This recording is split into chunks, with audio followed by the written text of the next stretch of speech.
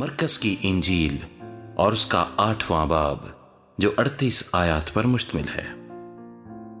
उन दिनों में जब फिर बड़ी भीड़ जमा हुई और उनके पास कुछ खाने को ना था, तो उसने अपने शागिर्दों को पास बुलाकर उनसे कहा, मुझे इस भीड़ पर तरस आता है, क्योंकि ये 3 दिन से बराबर मेरे साथ रही है और इनके पास कुछ खाने को नहीं। अगर मैं इनको भूखा घर को रुखसत करूं तो राह में थक कर रह जाएंगे और बाज इनमें से दूर के हैं। उसके शागिर्दों ने उसे जवाब दिया कि इस बेयाबान में कहां से कोई इतनी रोटियां लाए कि इनको सैर कर सके। उसने उनसे पूछा, तुम्हारे पास कितनी रोटियां हैं? उन्होंने कहा 7। फिर उसने लोगों को हुक्म दिया कि जमीन पर बैठ जाएं, और उसने वो 7 रोटियां ली और शुक्र करके तोड़ी और अपने शागिर्दों को देता गया कि उनके आगे रखें, और उन्होंने लोगों के आगे रख दी। और उनके पास थोड़ी सी छोटी मछलियां थीं। उसने उन पर बरकत देकर कहा कि ये भी उनके आगे रख दो। बस वो खाकर सैर हुए और बचे हुए टुकड़ों के 7 टोकरे उठाए, और लोग 4000 के करीब थे। फिर उसने उनको रुखसत किया और वो फिलफोर अपने शागिर्दों के साथ कश्ती में बैठकर दलमनूता के इलाके में गया। फिर फरीसी निकलकर उससे बहस करने लगे और उसे आजमाने के लिए उससे कोई आसमानी निशान तलब किया। उसने अपनी रूह में आह खींचकर कहा, इस जमाने के लोग क्यों निशान तलब करते हैं? मैं तुमसे सच कहता हूं कि इस जमाने के लोगों को कोई निशान दिया ना जाएगा। और वो उनको छोड़कर फिर कश्ती में बैठा और पार चला गया। और वो रोटी लेना भूल गए थे और कश्ती में उनके पास 1 से ज्यादा रोटी ना थी। और उसने उनको यह हुक्म दिया कि खबरदार, फरीसियों के खमीर और हेरोदीस के खमीर से होशियार रहना।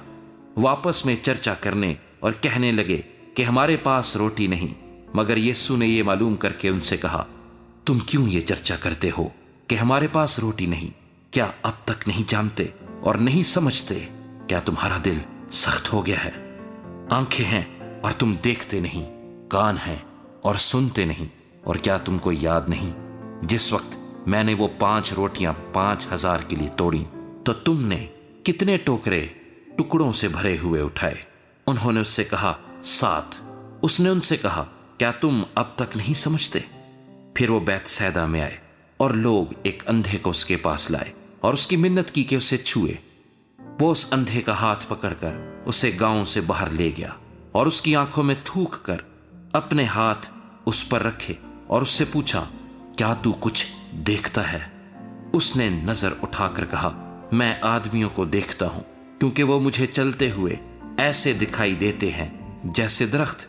फिर उसने दोबारा उसकी आंखों पर अपने हाथ रखे और उसने गौर से नजर की और अच्छा हो गया और सब चीजें साफ साफ देखने लगा।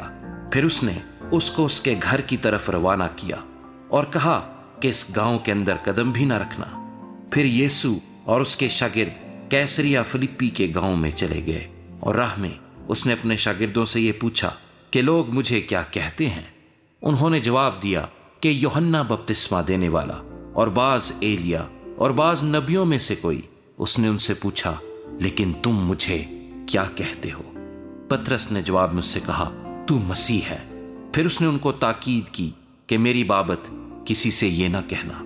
फिर वो उनको तालीम देने लगा कि जरूर है कि इब्ने आदम बहुत दुख उठाए और बुजुर्ग और सरदार काहिन और फकीह उसे रद्द करे और वो कत्ल किया जाए और 3 दिन के बाद जी उठे।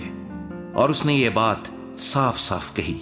पतरस उसे अलग ले जाकर उसे मुलामत करने लगा, मगर उसने मुड़कर अपने शागिर्दों पर निगाह करके पतरस को मुलामत की और कहा, ऐ शैतान, मेरे सामने से दूर हो, क्योंकि तू खुदा की बातों का नहीं बल्कि आदमियों की बातों का ख्याल रखता है।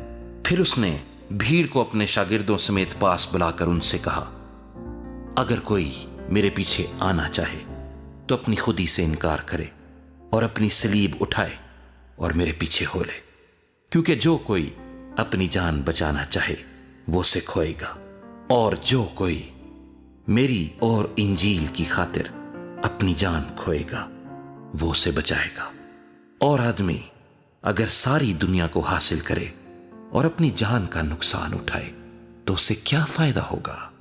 और आदमी اپنی جان کے بدلے کیا دے، کیونکہ جو کوئی اس زناکار اور خطا کار قوم میں مجھ سے اور میری باتوں سے شرمائے گا، ابن آدم بھی جب اپنے باپ کے جلال میں پاک فرشتوں کے ساتھ آئے گا تو اس سے شرمائے گا۔